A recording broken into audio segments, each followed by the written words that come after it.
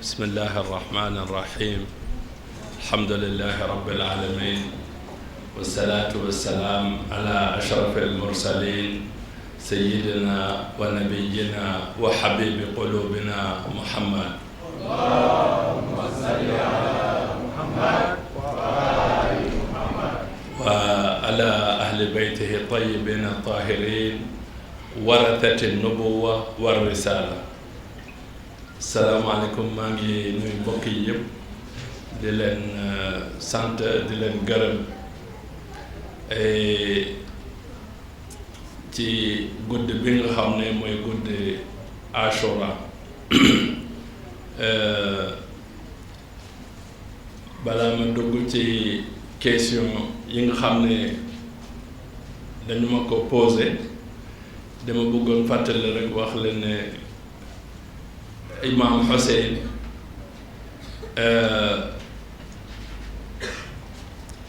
toogaay yi nga xam ne dañu koy def pour moom pour que Imam Hussein ci àddina bi yépp fu mu mënta nekk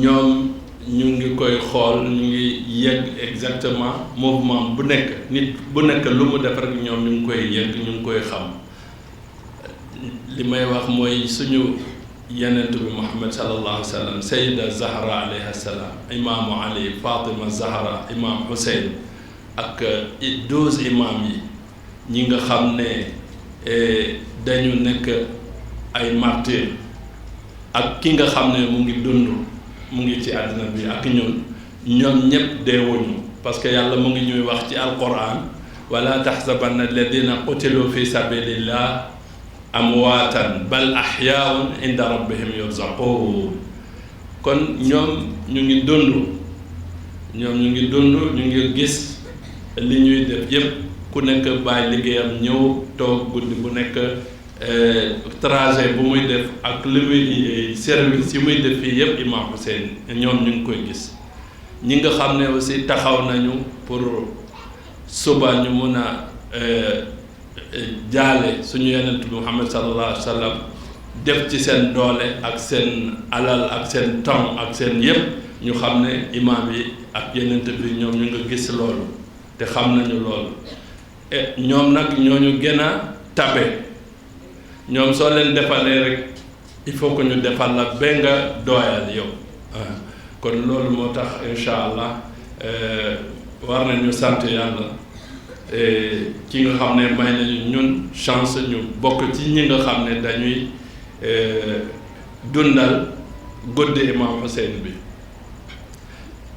tey nag am na ay question yu bare fan yi yëpp comme xam ngeen léegi téléphone surtout man sama téléphone ñëpp ñoo ko yor donc ak WhatsApp yi souvent damay am ay 4000 messages duma ko mën a lire yëpp damay xool li urgent li important yi rek ma lire ko ma tontu waaye ci message yi tout le temps dafa am ay questions yu bare yu ñu may posé xëy na am na ay questions concerné na ñi fi toog am na ay questions concerné ñi nga xam ne du ñu ñëw Mozdahir waaye dañ may yónnee ay message kon loolu moo tax baax na suñu tontoo comme ça ñu filmer ko ñoom dinañu gis ñu mun a am jot seen réponse loolu moo tax may commencer ci tontu ci question yooyu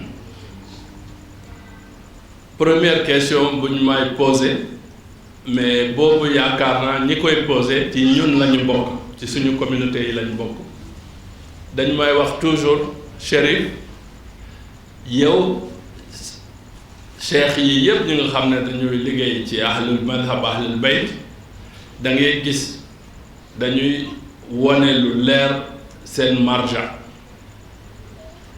te dañuy sax afficher photo seen marja ñi topp Seyyid Sistani ñi topp Seyyid Khamenei ñi topp Seyyid Shirazi ñi topp Cheikh Khorasani mais ñëpp dañ koy afficher waaye yow ba léegi xamuñu ban marja ngay topp boobu question la bëggoon commencer traiter maa ngi wax ki nga xam ne posé na question boobu premièrement dañu war a def différence entre un descendant du prophète koo xam ne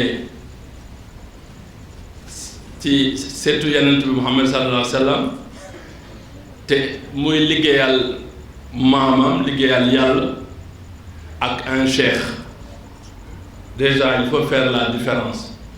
Man li may liggéeyal mooy yàlla ak yonent bi Muhammad sallallahu alayhi wa sallam mooy sama maam. kon jullit bu nekk fi àdduna bi ci àdduna bi ku wax ashhadu an la ilaha illa allah wa ashhadu anna muhammadan rasulullah kooku liggéey bu muy def rek man lay dimbale. man tamit su ma ko dimbalee sama bopp laa dimbale. kon loolu bëgg naa mu leer. marhaban ala alhamdulillah. loolu bëgg naa mu leer. léegi mariage suñu marja yi ñoom ñëpp suñu marja yi ñun fii laa leen teg ci sama bopp. dama leen respecter dama leen reconnaître comme ay spécialistes ci seen domaine. waaye marja dafa mel ni docteur rek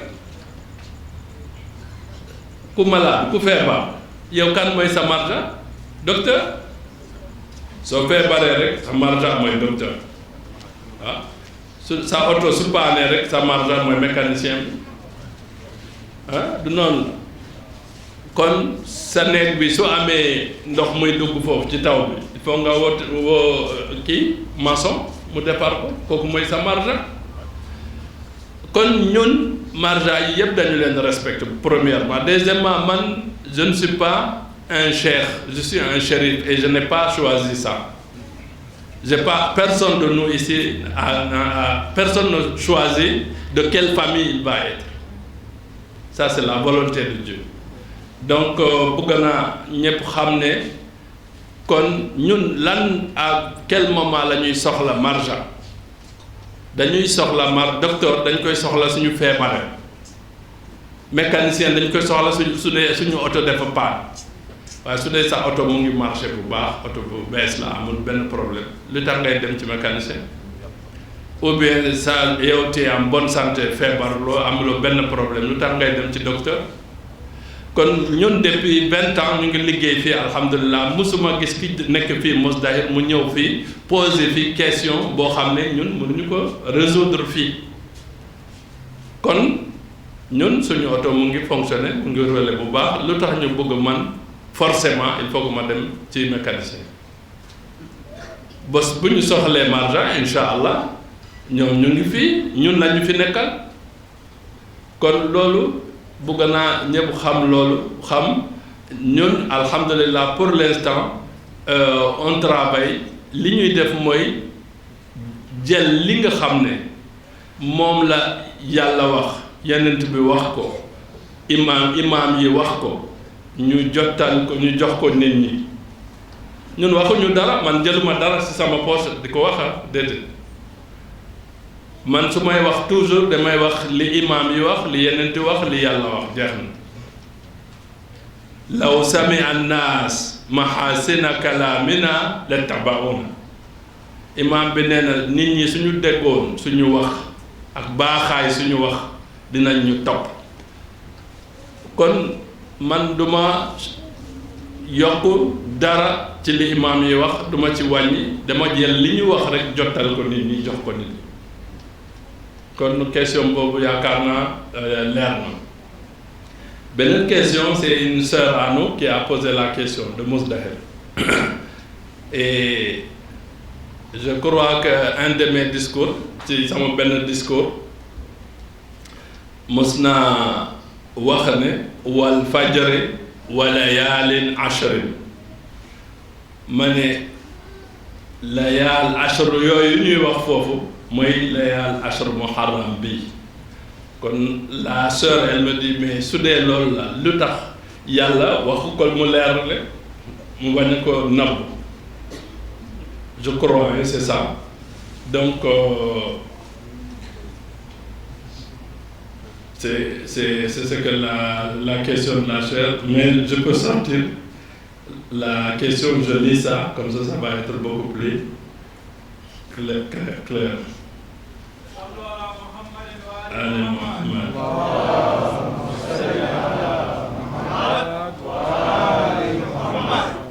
Bon, je n'ai pas retrouvé la question, mais dafa laaj lu tax kon yàlla waxu ko directement bëgg naa nit ñi xam alquran bi yàlla wax na ci biir alquran bi téere bu mag la bu rëy boo xam ne dafa am code dañ ko codé te nee na du nit bu jóg rek jàng alquran bi mu xam ko mu firi ko déedéet du noonu yàlla dafa wax ne téere bi dañ ko codé te dafa am ñi nga xam ne ñoom ñoo ko mën a décoder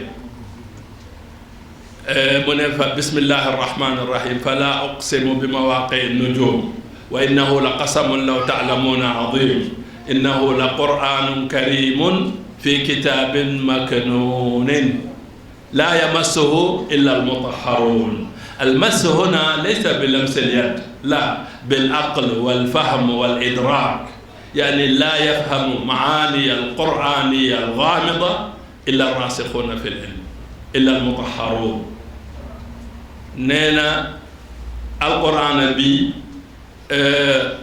نيكو ورا فري موي ñooñu mu ngi leen woo almutahharun léegi nañu seet ci alquran bi ñan ñooy almutahharun yàlla mu ngi wax ci alquran innama yuridu llahu li yudhiba ankum ar-rijsa ahlal bayt wa yutahhirakum tathira kon ñooñu ñoo mën a firi alquran bi kon pour tontu li question bi alquran bi yépp dafa am ay niveau interprétation yu bare dafa am ayat muhkamat wa ukhara mutashabihat.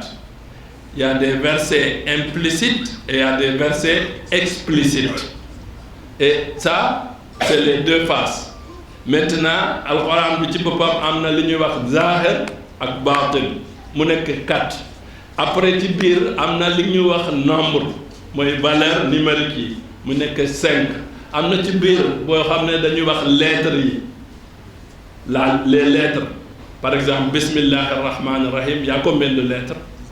Fatima Zahra, il y a combien de lettres? 19. Comme ça. Donc tout ça, barina yu mel non.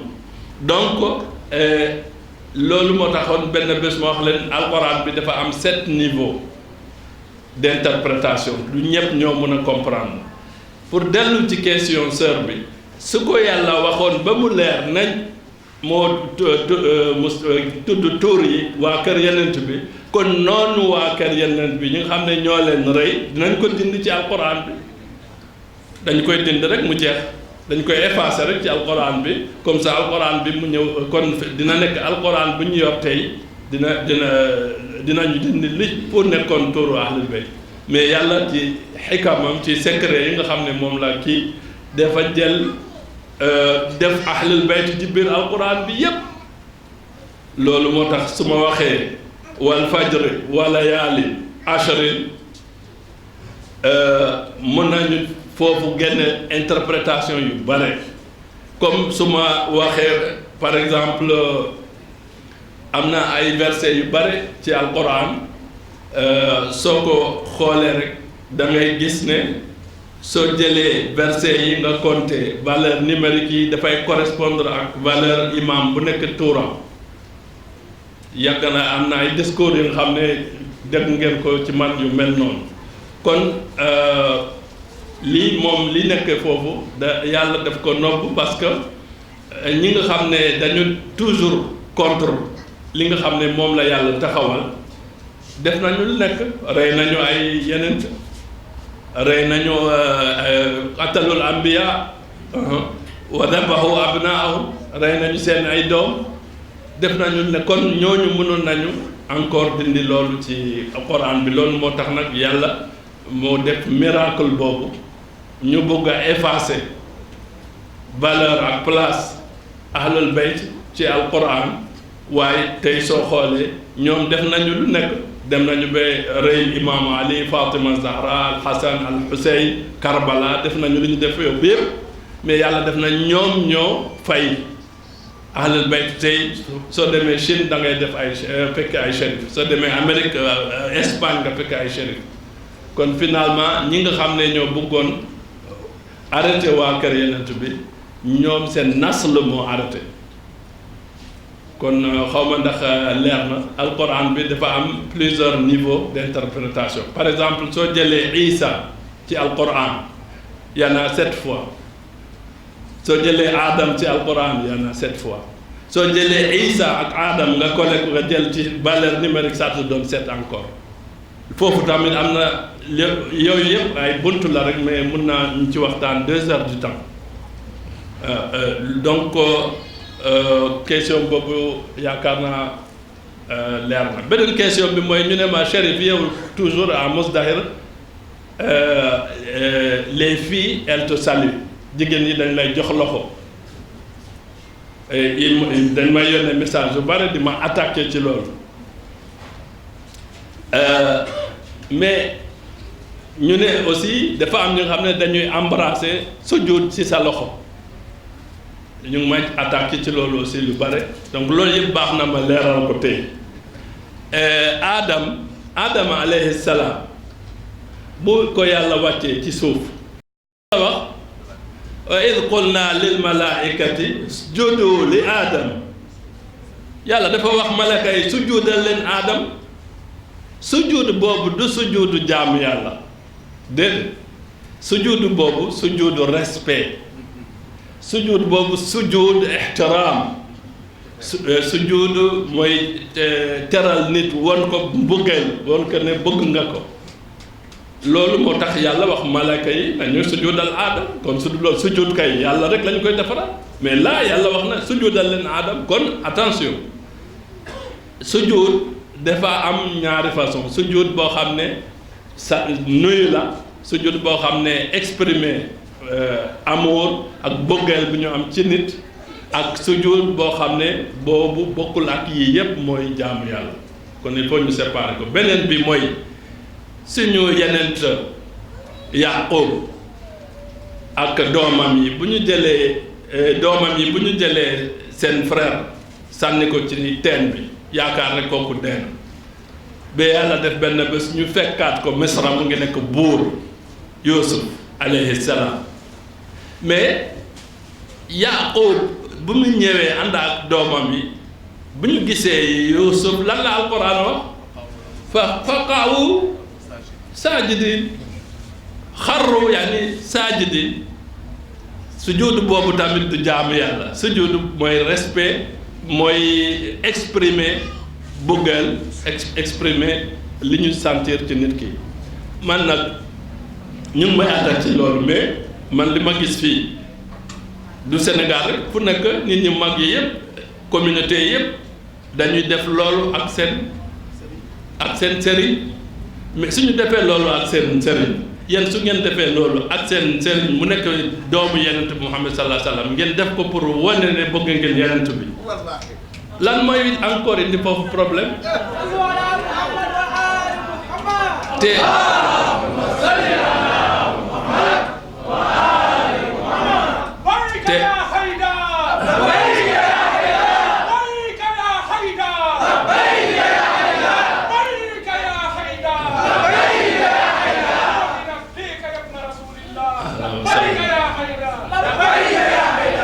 kon man alhamdulillah loolu laajuma ko mais nit ñi ñooy exprimer seen sentiment ci suñu borom ak ci Yonent bi Muhammad sallallahu alayhi wa sallam à travers ma personne.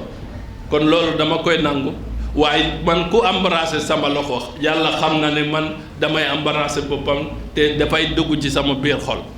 kon moom du ma gën a te li mu def foofu pour man liy jógee ci man dem ci moom mooy ëpp encore.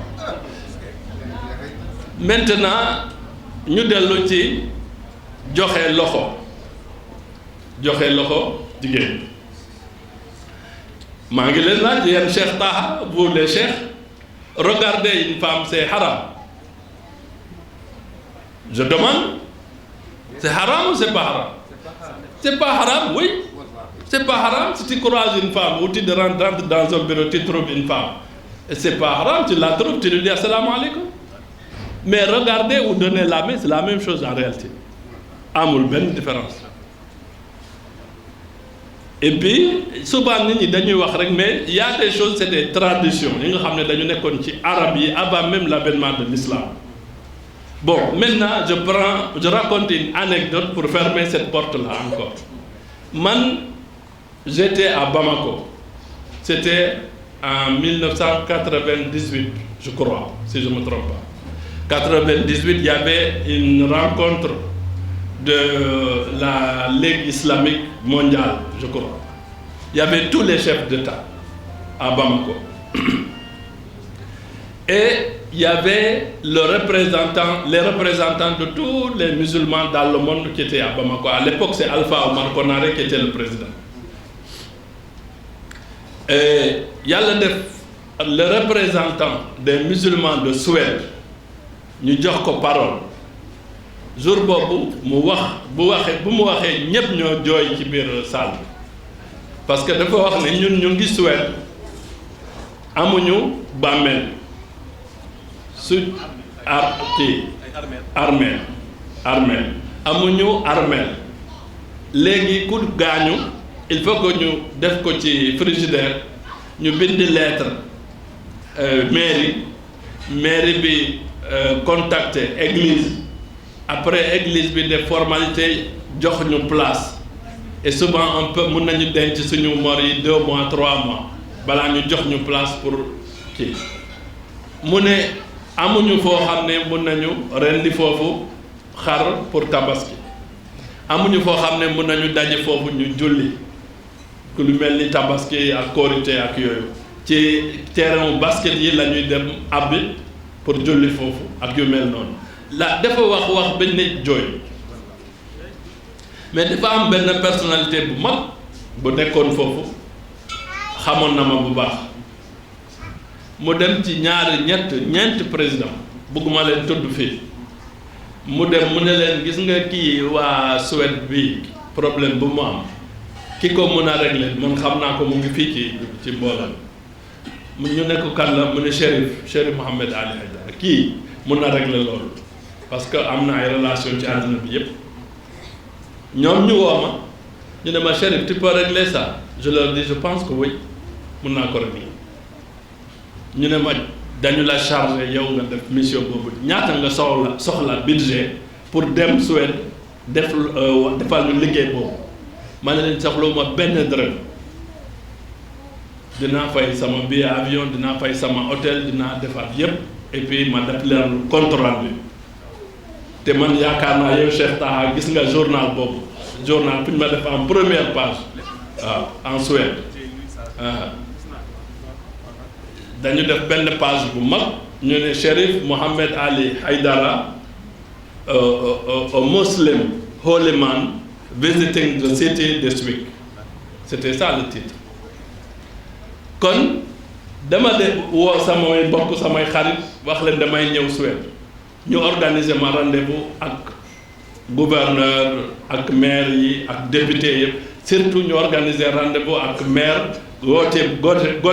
Gothenburg foofu la gënul bare ay jullit musulman léegi comme kii Ligue islamique mondiale moo wax maa ngi ñëw foofu ñoom tamit jullit yi association musulman yëpp dañu def ay délégation ñu ñëw teeru ma aéroport teeru bu rafet waaye suñu mbokk yi ñu ngi woon foofu borom kii sikkim yu mag yi ñu ngi woon bokkoon ci délégation yi bon ñu yóbbu ma ba ci hôtel bi ma ne leen léegi pour ñu ne ma programme bi lan la ma ne leen programme bi mu ngi ne am na audience suba ak maire de la ville am na audience ak gouverneur ñoom ñu ngi foofu ay at mënuñu am loolu am na audience ak diw ak yëpp programme bi moo woon leen ñu ne léegi ñun dañu bëgg a soo paree dañu bëgg a d'abord ñu ànd ak yow ci audience yi ma ne loolu baax na ñu ne loolu su paree dañu bëgg a nga def benn conférence mais soo defee conférence ñun am na ñi nga xam ne waa Somalie ñi nga xam ne waa Yémen ñi nga xam ne waa Ordon ñi nga xam ne waa Arabie Saoudite ñu ne ñun ñëpp dañuy programmer pour ñu def conférence kooru c'est-à-dire soo toogee di waxtaan comme ça suñu mbokk yi nekk même ci dëkk yooyu ci jàkk yooyu yëpp ñu dégg sa waxtaan ñu programmer loolu yëpp bi pare mu jeex suba si ñu ñëw ñu jël si ma ci weeru koor la woon léegi bu ñu ñëwee ci mairie Gothenburg ñu dugg ci salle d'attente bi ñu toog ñu gis ñu ngi indi façon boisson bu nekk café thé boisson gâteau ak lu nekk waaye ñun ñu ngi woor weeru koor la bon yàlla def bu ñu toogee rek maire bi génn ci ñëw ci ñun bi mu génnee dafa ñëw moom xam na man may chef délégation kon dafa ñëw jublu ci man directement jox ma loxo ma nuyu ko te jigéen la bi ma ko nuyee ba pare mu continuer jox loxo ñeneen ñi ñoom ñëpp ñu téye seen loxo déjà ñu bugg a yàq foofu sama liggéey man maa ngi ñëw wut lan la ñuy wax kii armel man maa ngi ñëw wut armel maa ngi ñëw wut de bari ci gouvernement ma ànd ak ay ne yow kii nga ñëw nga fekk ko ci dëkkam ci biir bureau mu nekk encore boobu mu nuyu la nga téye sa loxo nga ne dokkul bi wallahu xayrul maakirin kon bi ma ko nuyee ba pare ñoom déjà balaa muy ñëw dañu ñu ne kii def ñu manque respect parce que moom xam na ne weeru koor la mu ngi indi ay boisson mu ngi indi li kii daf ñu manque respect ma ne leen déedéet boo leen wax loolu maa ngi leen ñaan nag comme man ngeen ko gunge noppi leen rek tey ngeen bàyyi ma def li sama liggéey ma waxtaan ak maire bi waxtaan ak moom ci lu bari ma ne ko man umma islamique yi bi yëpp ñoo ma yónnee waaye man nag maa ngi lay xamal ci biir islam dafa am ay kuréel yu bare waaye man maa ngi bokk ci waa kër yenent bi ma ne ko man généalogiquement man sama papam kooku soo ko toppee da ngay dem ba ci yenent bi mu ne waaw ma ne que ñooñu nag yenent bi ak samay maam yooyu yëpp dafa am lu ñu ma jàngal mu ne waaw ma ne dañ ma jàngal ne ñaari façon doomu aadama ñaari façon nit rek moo am ci àddina bi il y a que deux personnes dans ce monde-là, deux façons de personnes, deux types de personnes. Soit c'est ton frère dans la religion, ou bien c'est ton semblable dans la création. C'est-à-dire, imma akhun laka fi din aw nadirun laka fil khalq. bu ma ko waxee loolu dama gis jigéen bi rongoñ ñi di génn ci kii bi mu ne ma mosuma déggal li mu ne ma li ngay wax ni mosuma ko dégg su ngeen mënoon baal tuuti ba ñu pare su ngeen mënoon baal tuuti ñu pare léegi ñu pare du ñu guddal léegi ñu pare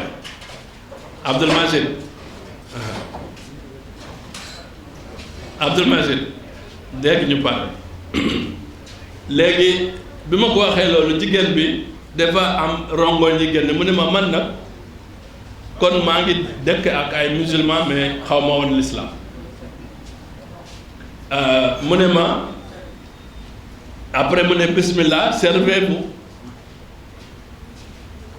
léegi ñu ngi nekkoon à peu près vingtaine de personnes ñoom ñëpp ay cheikh lañu et puis ñoom ñëpp ay yenn ñi am nañu ay doctorat ñoom ñëpp ñu ngi mer ñu ne kii dafay fonto ma ne ko ma soeur ñun c'est le mois de Ramadan on a jeûné mais si ça vous dérange pas moi je voulais que vous m'emballez tout ça j'amène ça avec moi quand je vais couper je vais l'utiliser avec ma communauté et on va prier pour vous.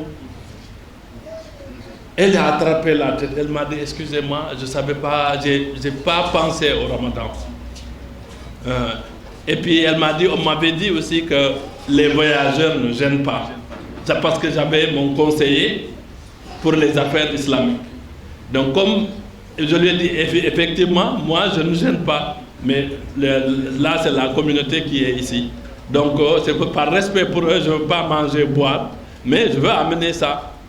Elle était très contente. Ils ont fait des paquets rafet. Elle m'a donné les... Comment Armel la ñu wax. Elle a donné l'autorisation pour donner musulman. Ça, mun ngeen ko wax man maa ko réglé en Suède en quelque chose.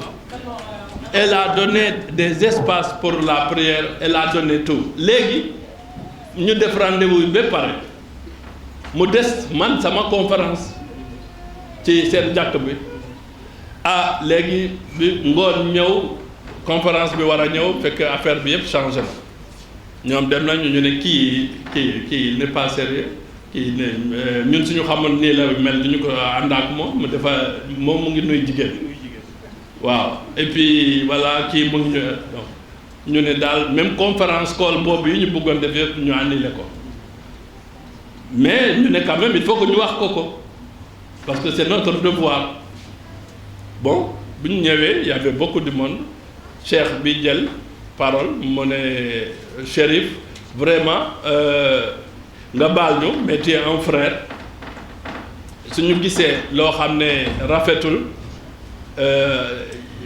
suñu yenent dafa wax ne soo gisee lu rafetul ci sa mbokk nga wax ko pour mu mën a changer ñun gis nañ la tey bu ñu demee fale jox nga la loxo jigéen ku jigéen te loolu dafa xaraam ñu wax benn pare ñu jox ma micro bi ma ne asalaamaaleykum wa rahmatullah ma ne moi je suis venu pour une mission et dama demoon seeti le maire de Gothenburg. Je n'ai pas vu une femme là-bas moi ma ne leen man dama demoon seeti maire Gothenburg mais man gisuma foofu jigéen de man dama nuyu maire dëkk bi laaj ko li ma soxla ñu waxtaan ci mais man léegi yéen a may xamal ne kooku jigéen la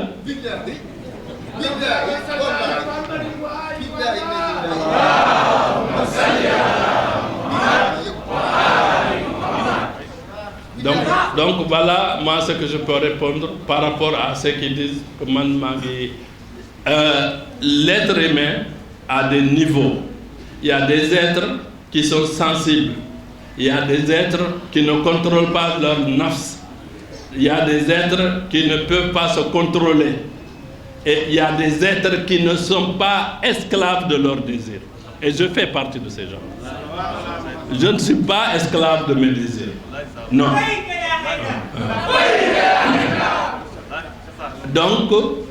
Donc, mais les gens ne comprennent pas, ils ne savent pas qui est qui. Ils ne savent pas qui est qui. Donc, voilà. Moi, les personnes qui me saluent ici, ce sont mes filles, ce sont mes enfants. Quand elles me saluent, je ne peux pas faire la différence entre un garçon de Mousdahir ici ou une fille qui me salue. Pour moi, c'est mes enfants, c'est ma famille qui est là. Donc, je ne suis pas quelqu'un qui est négatif et je ne suis pas quelqu'un qui regarde autrement que le regard d'un vrai croyant. Voilà. Donc, ça, c'est une des questions. Ah, tu es d'où wolof la quoi? Bon, là, war a waxaat. waaw ma ne doomu aadama nit bu nekk Cheikh Ta tu peux le traduire en wolof vas-y. waaw daf ni doomu aadama yi kenn ku nekk dafa am tolluwaay am na ay doomu aadama yoo xam ni mënuñoo téye seen bakkan am na ay doomu aadama yoo xam ni mënuñoo téye seen bëgg-bëgg moom ñu seen bopp suñu gisee luñ bëgg am na ay doomu aadama yoo xam ni la seen xol bëgg tudd dañ koy yóbbu waaye am na ay doomu aadama yoo xam ni ñoo moom seen bopp ñoo ko maîtrise suutee seen loxo man ngi ci ñooñu laa bokk sama bakkan bu ma yóbbu fenn dañu ma xam nañu loolu. donc question yi bari na trop mais man jugé naa question yi ñoo nekkoon ñu gën a sensible loolu moo tax ma choisir tontu question yi yeneen yi yëpp. yaakaar naa ku ñëw ci wetu Badiane wetu Cheikh Taha wetu Cheikh Ibrahima Sakho fu ko neex rek kii yëpp ay cheikh la ñu mën nañu am réponse question yooyu parce que yooyu c'est des questions basiques kon jarul ñu perdre temps ci loolu mooy question yi nga xam ne dañu nekkoon yu sensible mooy ñett yi Et je pense que j'ai bien répondu à ça. Et s'il y a quelque chose que quelqu'un veut comme nous éclaircir encore, mun na jël micro, mun na wax ou bien mun na yónnee message. Salaamaaleykum wa rahmatullah wa barakatuh.